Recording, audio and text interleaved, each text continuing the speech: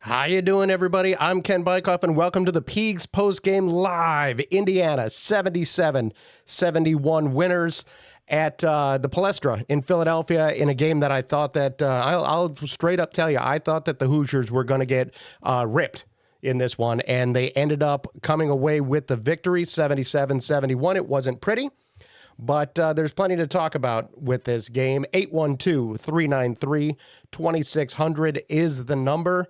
Want to hear from you. Looking forward to hearing from you. There's, again, a lot to talk about with this game. We will see about audio from head coach Mike Woodson later on in the show to see if that's something that we're going to be able to hear, because that, I think, is going to be really important for just hearing what he has to think about, because Indiana was up by 16 at one point in this game and ended up letting that lead dwindle down substantially to just a couple of points. But they pull out the victory, and that, to me, is the important part. 812-393-2600. The Hoosiers win the ball game without Malik Renew, who was out with a knee injury, and in his stead, Umar Ballo showed up big time. 25 points on 19 of 15 shooting, 7 of 11. Penn State had, from the free throw line, Penn State had no answer for Ballo inside. He also had 13 rebounds, including 4 offensive boards.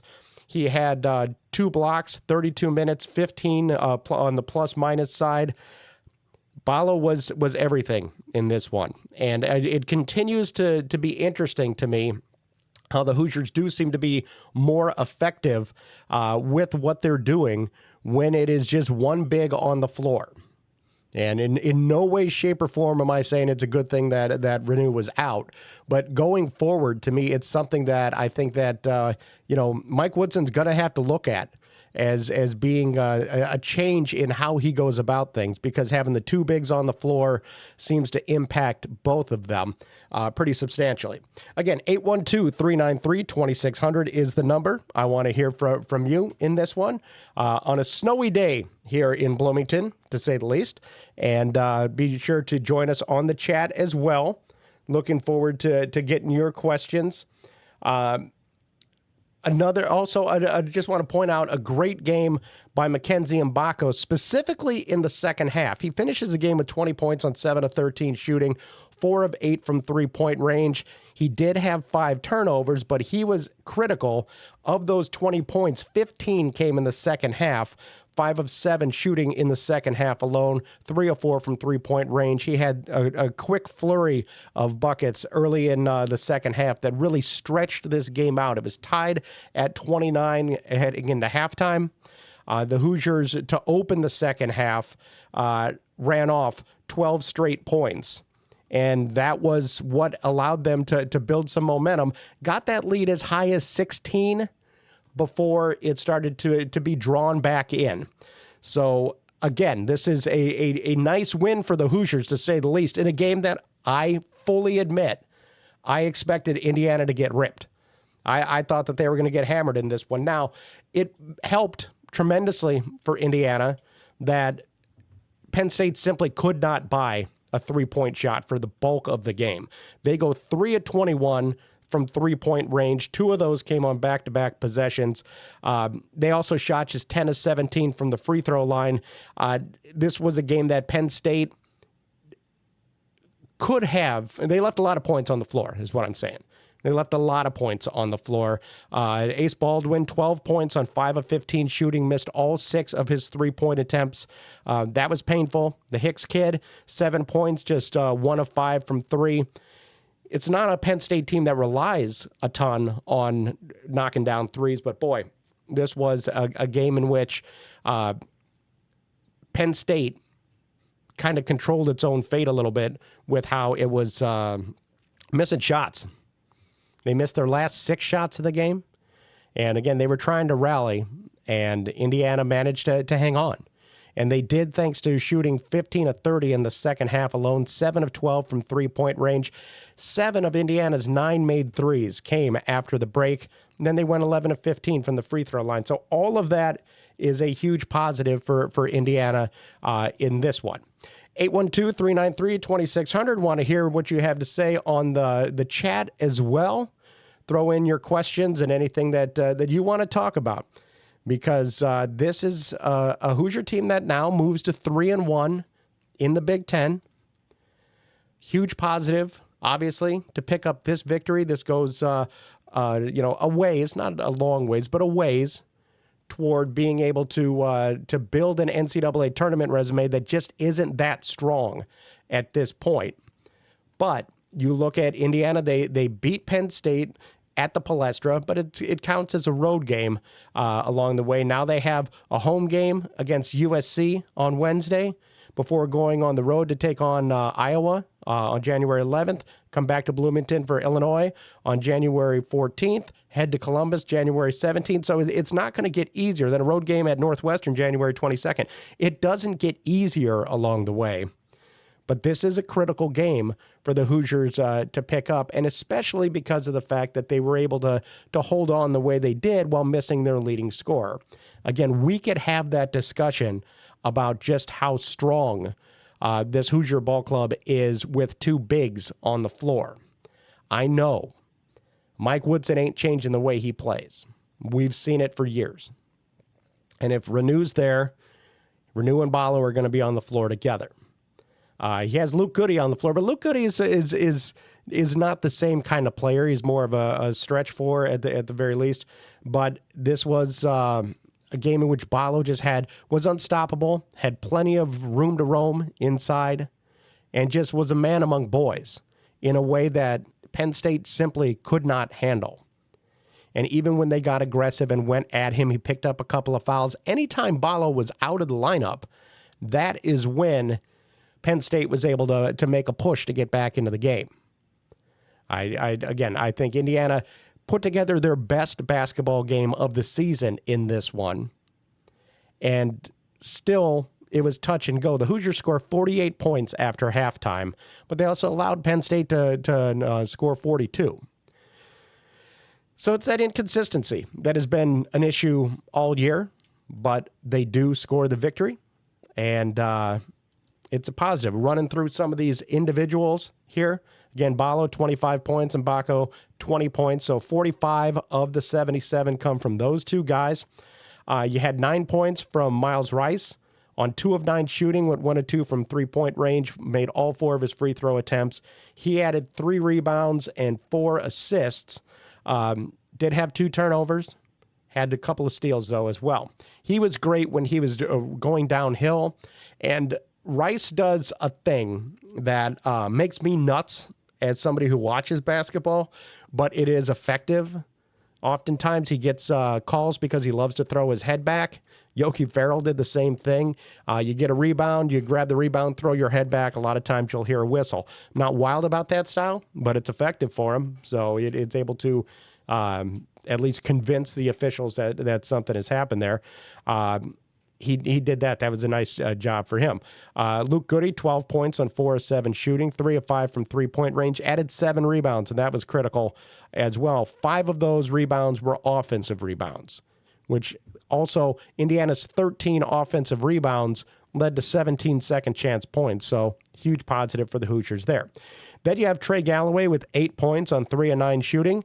He had 6 assists, 4 fouls, 2 turnovers. Hoosiers with 14 turnovers on the day, which is what Penn State does to people.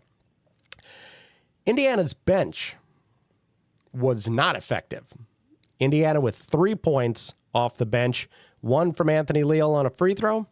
He was minus 10 in 17 minutes. Bryson Tucker had 2 points on 1 of 4 shooting. It was a dunk that he also had 3 rebounds and a couple of assists, was minus 5 on the day in 13 minutes.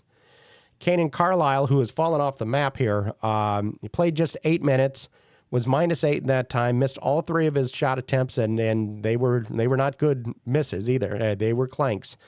And the Hoosiers are missing some of what he gave them earlier in the season. And I don't know if the light's going to come back on for Kanan, anytime soon. It seems that there's as much a confidence issue as anything else with him. And then you have Langdon Hatton, played 8 minutes, didn't score, didn't do much, had a couple of rebounds, but that was it. Indiana with just 3 bench points, scored 28 of their 77 in the paint. Penn State, meanwhile, scored 52 of their 71 from the paint. So everything was going inside and it needed to because, again, 3 of 21 from three-point range for Penn State. And they had some open looks and just flat out missed them. They also had a dunk that they missed. So there's a lot going on with that, to say the least. 812-393-2600 is the number. Please give me a call. I want to hear from you. I thought it was just somewhat really interesting along the way because in the first half especially, you had Malik Renew, not Malik Renew, I'm sorry, Mackenzie Mbako. He had 5 points, went 1 of 4 from three-point range. And what I noticed, and I've been kind of keeping an eye on this, Mbako has a tendency when he shoots to lean to the left. Doesn't go straight up, but he leans to the left. And when he leans to the left, he misses the shot. When he goes straight up, he knocks it down. That's a little flaw in his shot along the way that I really would like to see get cleaned up. It seems like it should be something that shouldn't be too hard to get cleaned up, but here we are. You also, and once he built some confidence coming out of halftime, that was really critical as well because it was that spurt, that huge spurt that they had at the start of the second half that changed this game and allowed them to just kind of keep Penn State at arm's length the rest of the way.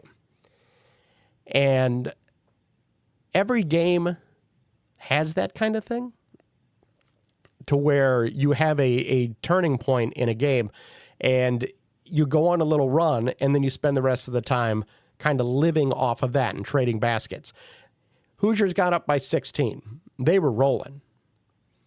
And Ballo came off the floor, made a little push from Penn State. He came back on and was held at arm's length. Ballo would go back off the floor.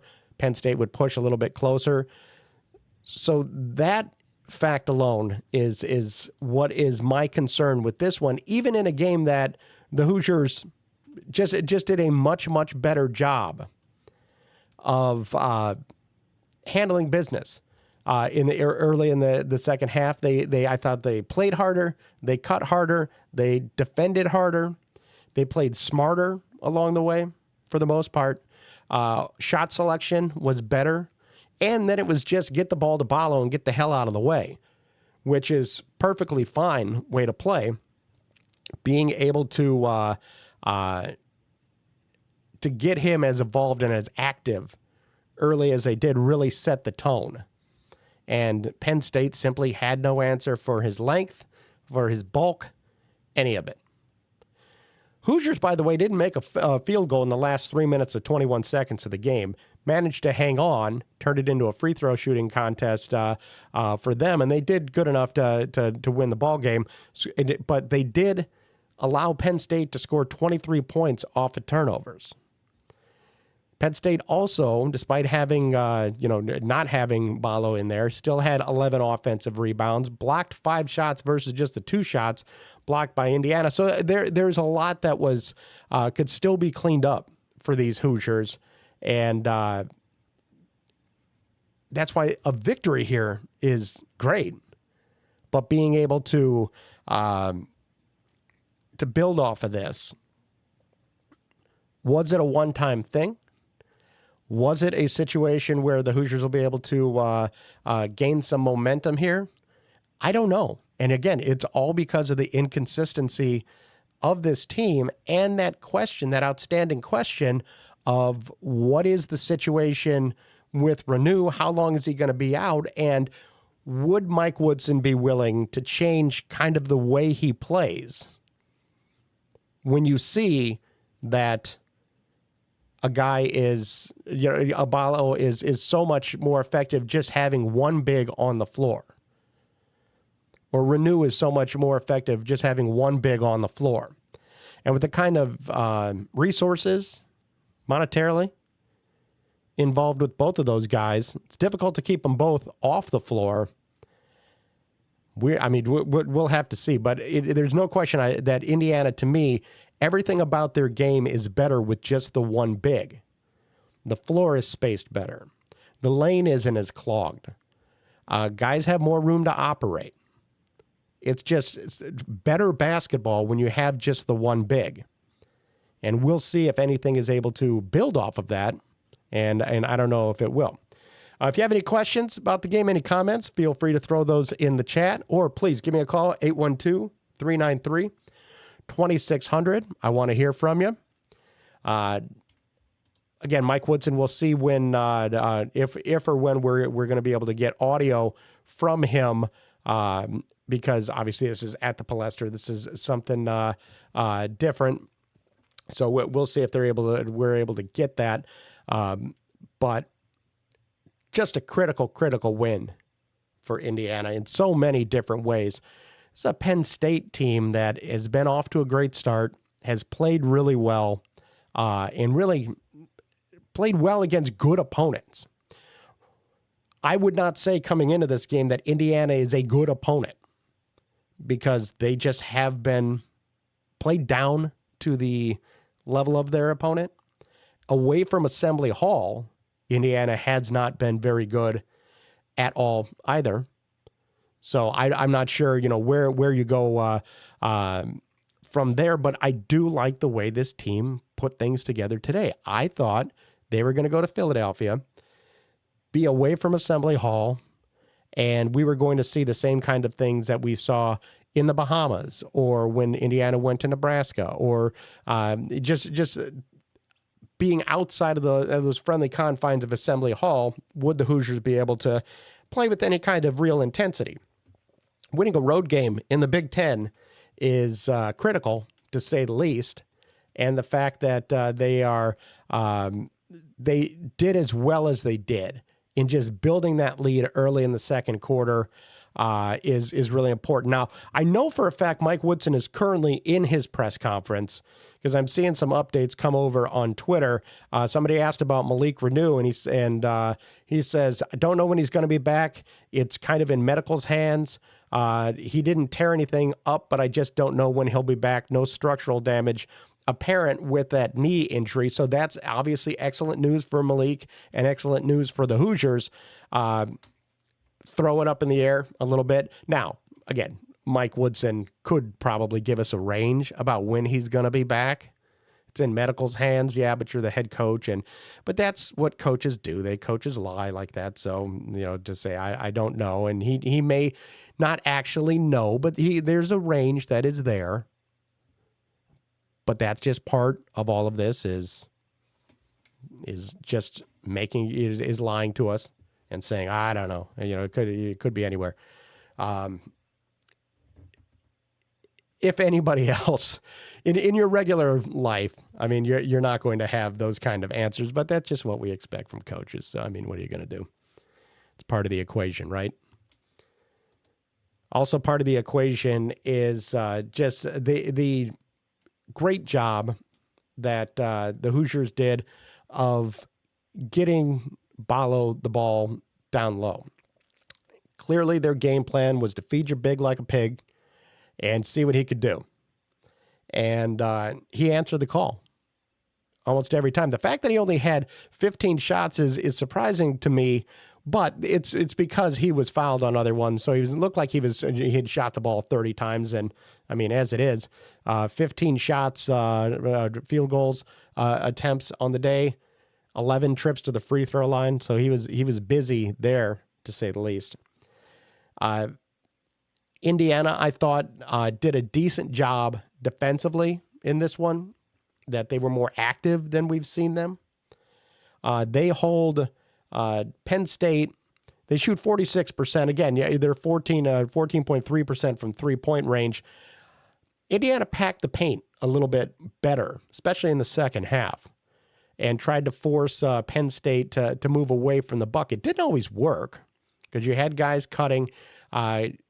Defensive awareness overall, though, I felt was a little bit better, especially through the first half of the second half. The second half of the second half was different. But it is the fact that Indiana was up by 16 is important. The fact that Indiana hung on as that 16-point lead dwindled down is important as well, because you took those punches from Penn State, you learned how to respond, and you never gave up the lead. That is a really important part of the equation here for the Hoosiers. And then just being able to shut them down or do just enough to keep Penn State at arm's length late in the game when the Palestra was rocking and the Penn State fans were there and trying to urge their team on. The Hoosiers hold on for a win. We've seen the Hoosiers fold in those situations, not just this year, but during the Mike Woodson years and hell, during the Archie Miller years as well. But that's not what happened today. Indiana hung on, and at the very least should quiet some of the critics a little bit to be able to pick up this victory on the road. That's at least a little bit of a positive. 812-393-2600. I want to hear from you. I want to hear what you have to say about this game. Pick up the phone, dial in, give me a note on the chat, because this is there's a lot to go through, to say the least. Wanted to talk some more about Kane and Carlisle. Carlisle was not good today, has not been the same player in the past several games for him. On the season now, he's shooting just, let's see, what is the season average? He's played 11 games. He has shot 28.8% from the field. He's just 10 of 44 from three-point range. Been to the free throw line 5 times. I think that early in the season, we expected him to be far more effective than what he was. He seems a little bit lost on the floor. He just can't seem to find his place in what Indiana is doing. Early in the season, I thought, okay, here's a kid that plays with a lot of passion, doesn't always make smart moves, but brings intensity on the defensive end of the floor. Is one of those guys, dirty work guy, that, was clapping and getting in guys' faces and really getting involved with that. And somewhere along the way, he has really lost that, to the point that he plays just 8 minutes in this one and doesn't really do much at all. To me, you have a guy like Carlisle who is going to have to be more effective as we get through January and February, and especially when you get to March, where guards are so important. That's where you really have to be able to step up your game. And Carlisle just is not at all getting there at all. And it's a concern, because this is a guy that what do you do if you're Mike Woodson when you put a guy out there who's playing a completely different game than he did earlier in the season? It shortens your bench that much more, and it's already a somewhat thin bench as it is. Because this is a team that is without Renew. We'll see how long on that. But Anthony Leal is a guy that can go out there and play some defense for you, but he ain't hunting his shot. I don't know if Leal has been told not to shoot or what it is, but he does not look for a shot at all. Bryson Tucker tries to make the most of his minutes while he is out there, but he's a freshman, and he doesn't get a huge opportunity to be out there. Mike Woodson obviously wants him to play defense, wants him to work on that. He's always been a coach that hasn't maybe always depended a ton on freshmen, depending on who they are. I love Tucker's athleticism and quickness and everything that goes along with it, but he doesn't lock in as well as maybe you need to. So you can get some minutes out of him, but they are flashes at best. If you have Carlisle, who isn't playing anywhere up to his own standards or where he might be able to do, that's a problem, because now you are down 3 scholarship players there who can give you inconsistency at best or no offense. Langdon Hatton obviously been pushed into service with Renew out of the lineup. So as the games go on, you're going to have guys start to get more than a little bit worn down. And that to me is a concern as well, especially when you have a team that counts so much on half court and the movement and your bigs. To me, you could run into a problem when you have a team that has quality defensive bigs that can handle Ballo or take him out of his comfort zone.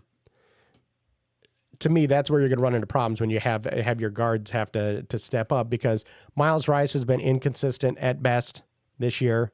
Trey Galloway has been inconsistent at best. And Mackenzie Mbako is not much defensively, but he's out there and he can give you some points, but he's inconsistent along the way. Inconsistency is Indiana's identity. And that to me is the biggest concern. Even with this game, you had that situation where they play them straight up in the first half of the game. In the second half, you have that big push to start, and then it takes a step back along the way and allows them to get back into the thing. To me, that is my concern on this. 812-393-2600.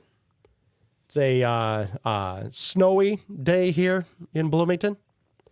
Hope the Hoosiers have safe travels coming back, because I know that we're expecting quite a bit of snow. Already been plenty of snow out here on the ground.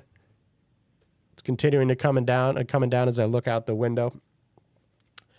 Give me a call. I know the NFL's on as well, including I haven't checked the score in a little while about my beloved Bears taking on the hated Packers. So we'll see how that all goes. Hoping to get some Mike Woodson audio here in just a little bit. But this is a Hoosier ball club that... one of the messages on our Peegs message board talks about how to balance wanting Woodson gone without cheering against this team. And it's interesting to me because we are at that point to a certain extent for a number of fans that see sometimes a win as a bad thing, because they want a change when it comes to the coach. And every win makes that a little bit, you have a better argument for why he should stay in there.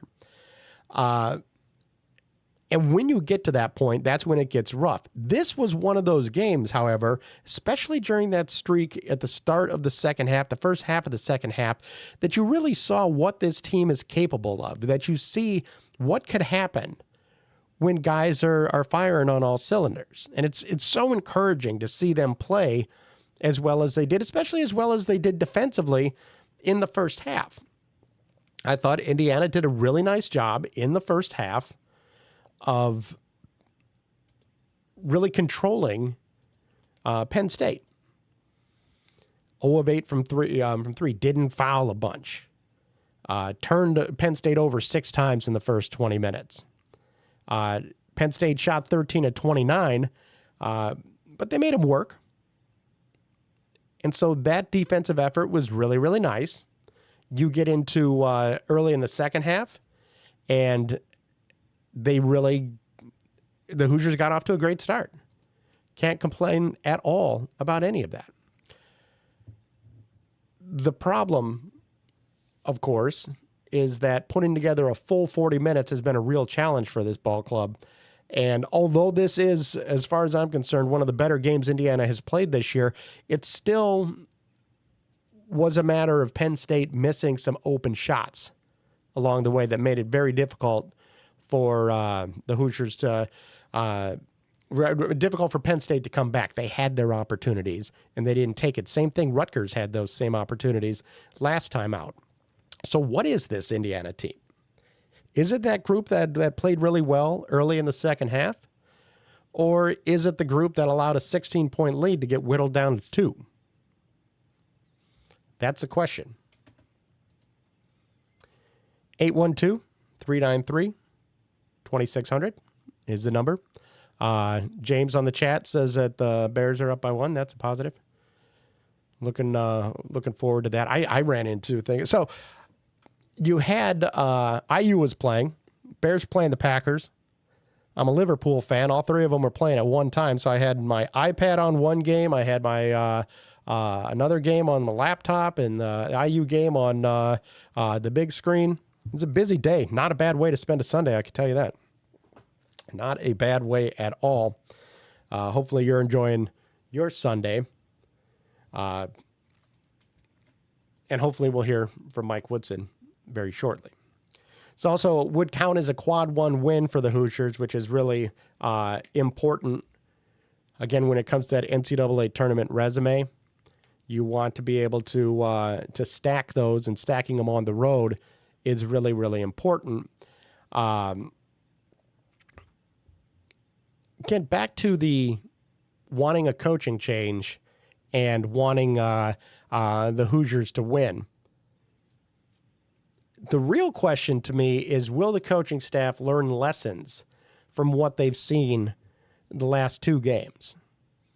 When you have one big out there at a time, this is a different Hoosier ball club. You could very easily make the case that, okay, Ballo is out there. He is your big. We will have him start and then bring Renew off the bench as he works that knee back to full strength. And there will be no drop-off when it comes to your bigs. You could keep both of them fresher later in the season, and it'll be a positive. I just don't know if that's something that Mike Woodson is going to do, to be quite honest with you. Will he be able to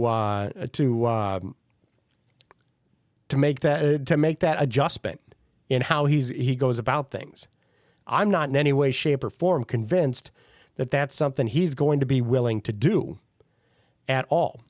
And that to me is your challenge for this thing, because he needs to be able to make that kind of adjustment and how he's going about things, because we've seen what exactly it is that he needs to do. We see it. Everybody who has eyes could see this is a team that plays better with one big as opposed to the 2.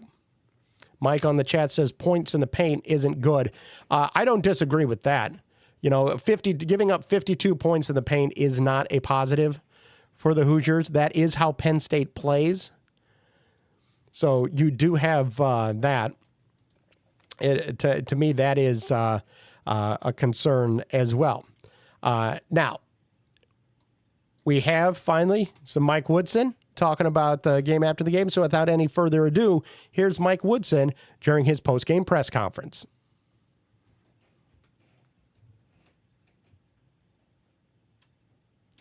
The audio's loading. I swear to God it is.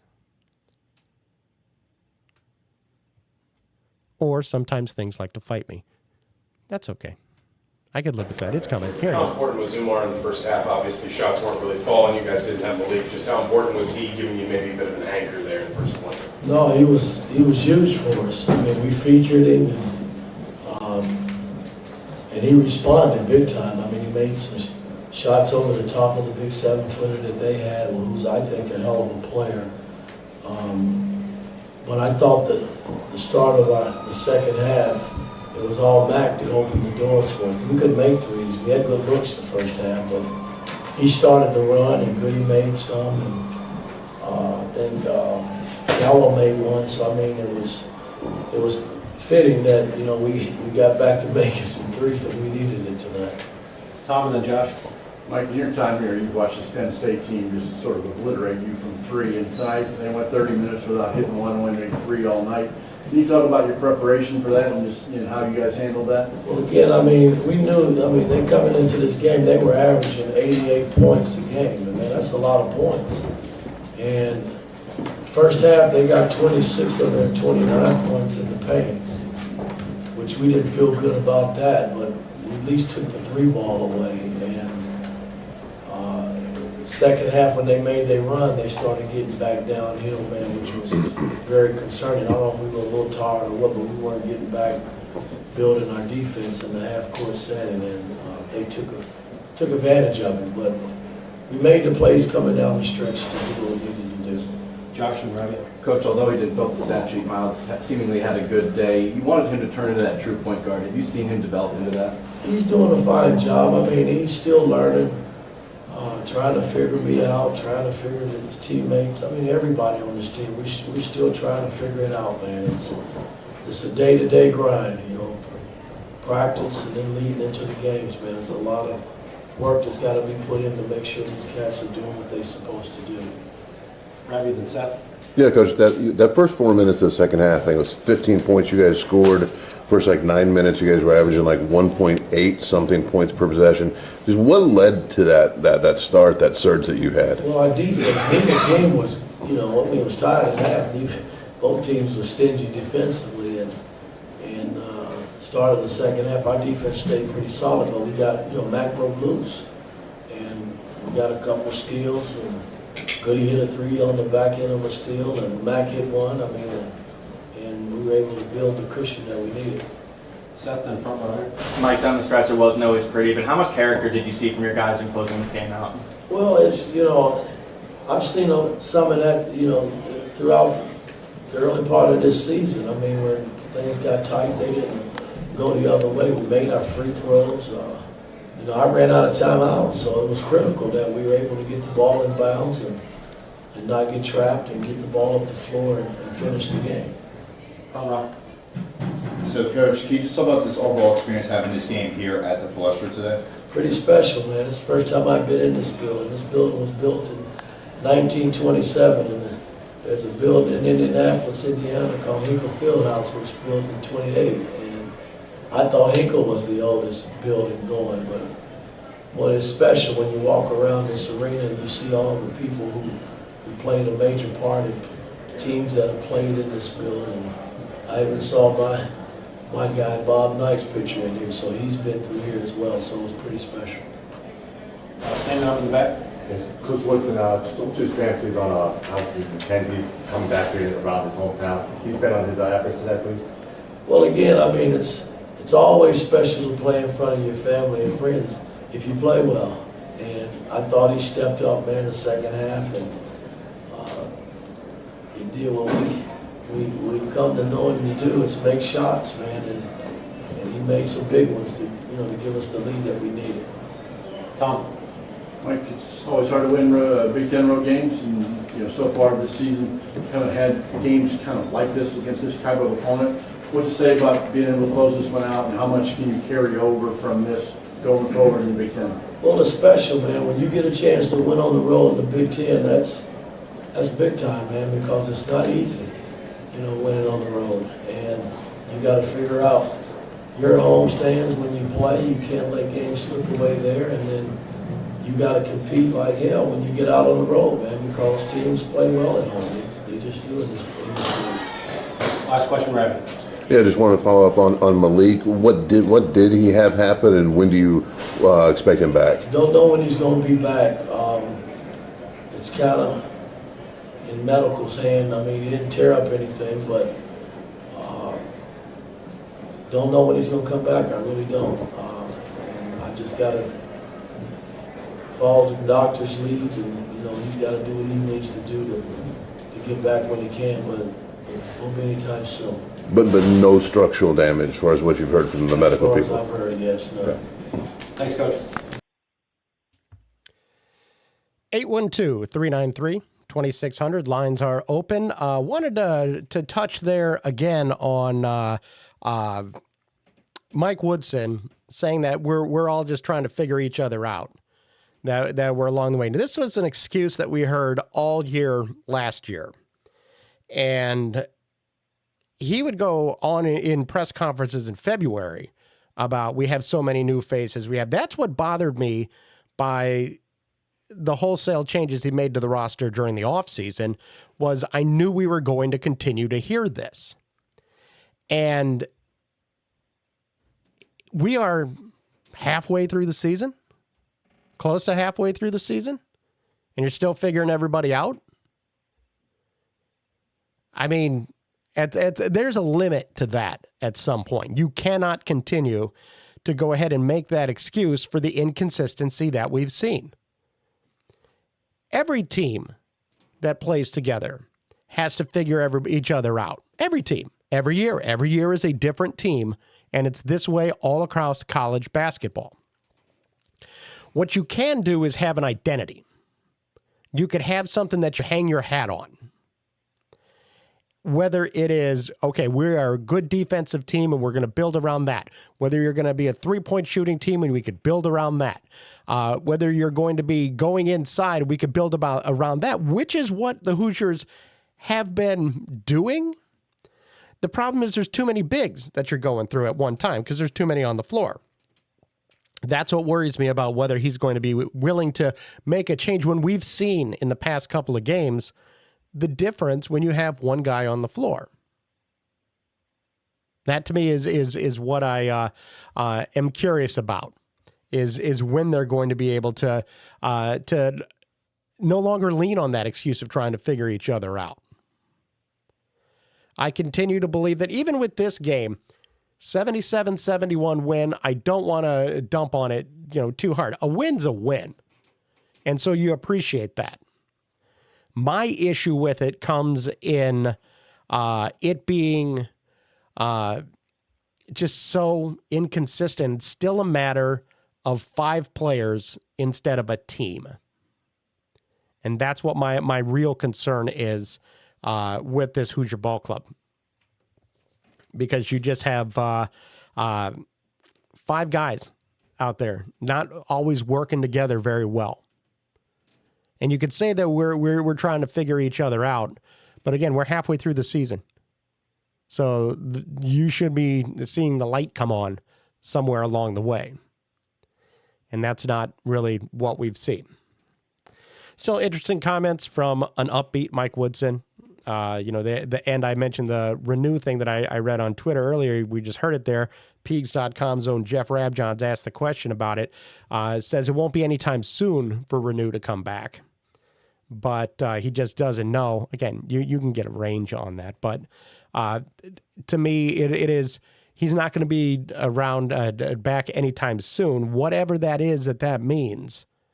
That at the very least, if Indiana continues to play as well as they have with the one big on the floor, you got to learn some lessons from that. And we'll see exactly what it is that the Hoosiers are able to do. Last call for phone calls, 812-393-2600. Haven't phone lines open. Haven't had one today, but it is what it is. So the question, obviously I want to know what you guys have to think about the game. Want to hear about it. This is an IU team that they pull up with the victory, and that is still surprising me because I thought that was something that wasn't going to be possible.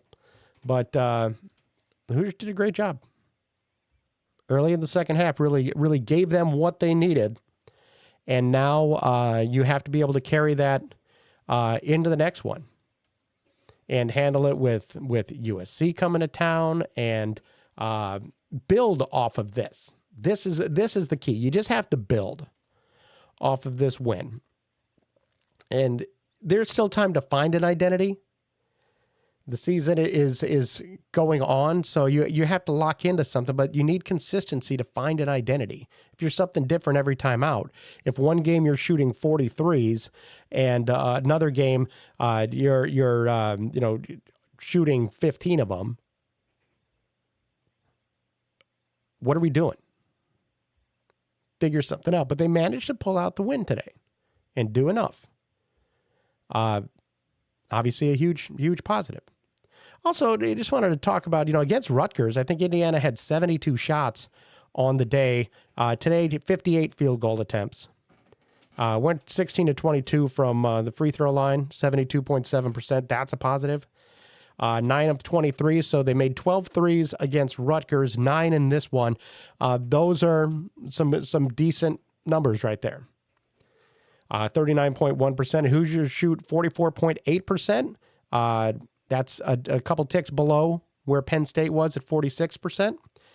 Penn State's missing three-pointers was what changed this game to the negative side for Penn State, and Ballo obviously did the rest inside.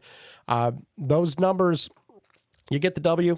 You had a 16-point lead. You let it whittle down, but you did hold on for the victory. That's the biggest takeaway. It's not how, it's how many. And Indiana won the ball game. The cleaning up things in the paint, again, is going to be a big key. And you can't let teams score 52 points in the paint on you. You just can't. And that's something that the Hoosiers are going to have to work on. But they did move the ball well, 17 assists on 26 made baskets. Cannot complain about that. Penn State forces a lot of turnovers, and Indiana obliged with 14 turnovers, some of them bad. Penn State had their own share of bad as well. I'm going to be interested the next time the Hoosiers play a true road game. This one obviously was at the Palestra, and it's just different than playing at home.